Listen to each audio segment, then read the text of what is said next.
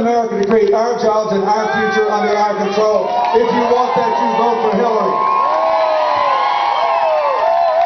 The second big problem with our economy is we are going broke paying for health care.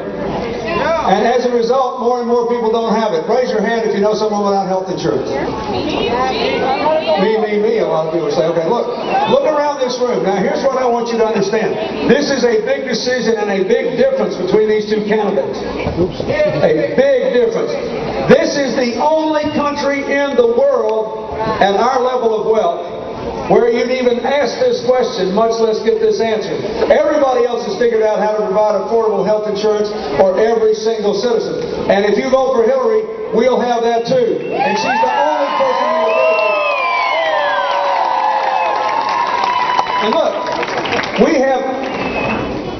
I was just in Brownsville, and some of the people from McAllen came over. I met with all the doctors there, and so did Hillary. And it was interesting. All these doctors now favor universal health coverage. They agree with the nurses who've been for it all along. And the Nurses Association endorsed Hillary for president because she's got the best health care plan. Why are the doctors for it now? You think about this the next time you write a check for health care. The doctors are for it because 30 cents of every dollar you pay for health care goes to paperwork. It is a disgrace. Think of it. As hard as it is for you to pay your health care bill, and 30 cents on the dollar to paperwork. Why? Because the insurance company tail is wagging the health care dog. The doctors want universal coverage now because they want to treat patients, not paper, and the only way to do it is to have universal coverage and give everybody affordable health care.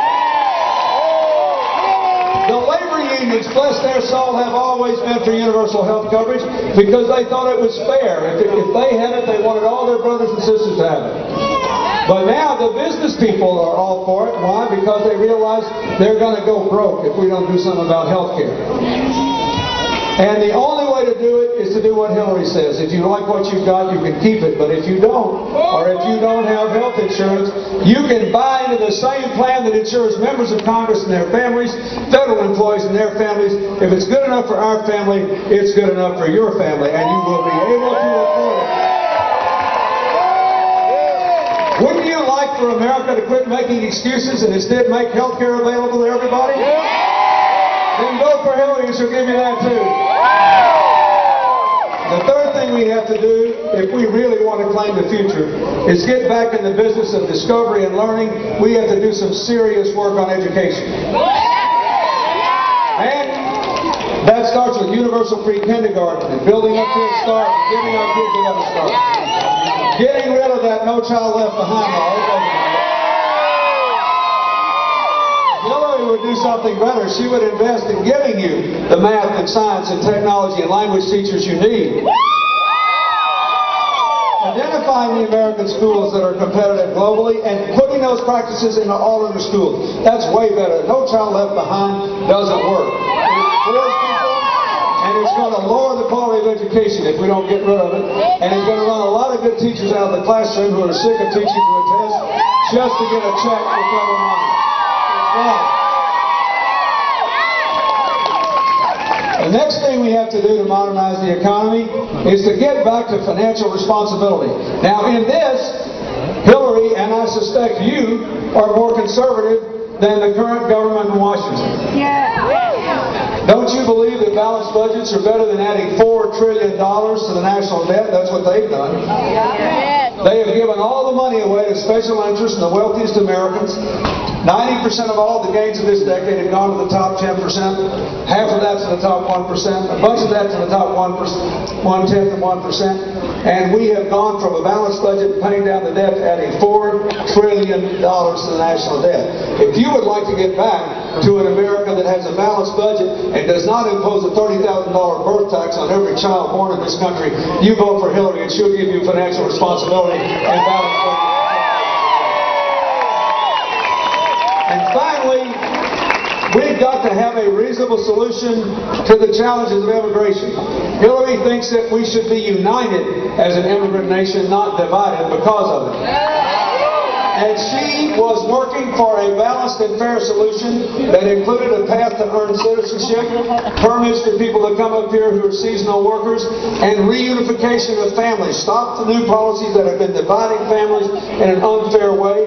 We do have to have more border security, mostly, believe it or not, at ports and airports. That's where we have to worry about terrorists, narco-traffickers, and organized crime.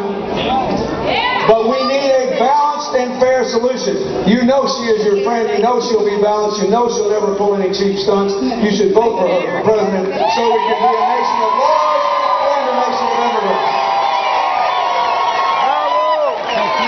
You should support her because she would be the best commander-in-chief of the armed forces. 30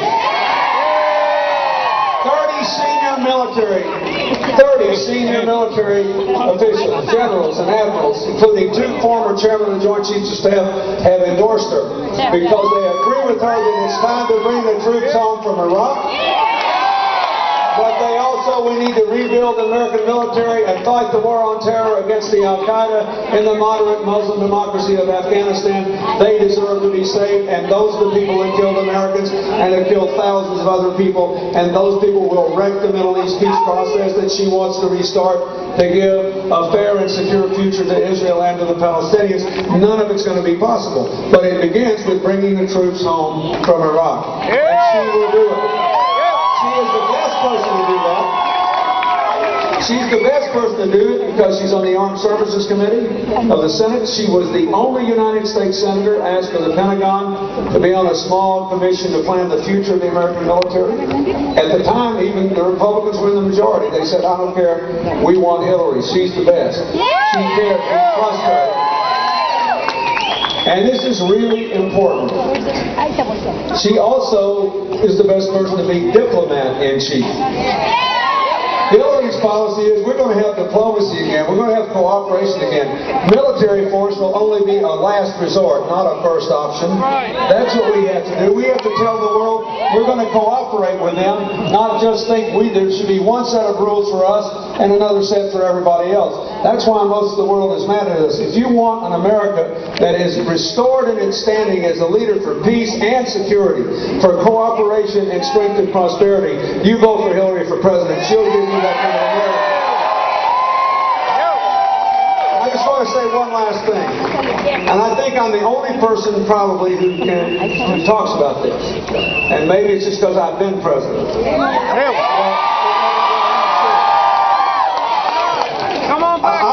I would be here campaigning for Hillary today if she asked me if we had never been married, because I think she's the best candidate I've had a chance to support in decades and decades. She is better prepared to be president than I was when I ran and you voted for me. And I believe with all my heart, that if you elect her and her energy, jobs, healthcare, and education programs are implemented, you will have more jobs and more broadly shared prosperity when she is president than you did when I served. That's the future I want for you. That's why you should be for it. And I tell you, but here's the last thing I want to say. You need to have a president who, yes, will be great on the economy and get this country going again and allow us to go forward together again. Yes, you need a president who would be a good commander-in-chief and take care of the security issues. But you also need a president who won't forget what you look like right now. Don't forget the first job she ever had in politics as a young woman was going down dusty back roads in South Texas registering Hispanic voters to vote who had been shut out of the political process. Don't forget the first job she had out of law school was not a high-paying law firm job, but a low-paying job with the Children's Defense Fund, finding out why poor children of color dropped out of school so often. And she found out it was because they had minor learning disabilities and our schools couldn't teach them. And that led to the landmark special education law now that says all American children, without regard to disabilities, are entitled to an equal and appropriate public education. She has always been a change maker in other people's lives. That's what you want. Someone who believes that the purpose of the presidency is to make changes in other people's lives and never forgets that the president is not some special person. The president is the luckiest hired hand on the face of the earth. She will never forget that. And it's really important. If you forget that, you get in trouble in a hurry. Look at the damage done to President Bush's second term by the way Americans feel about the way Katrina was handled.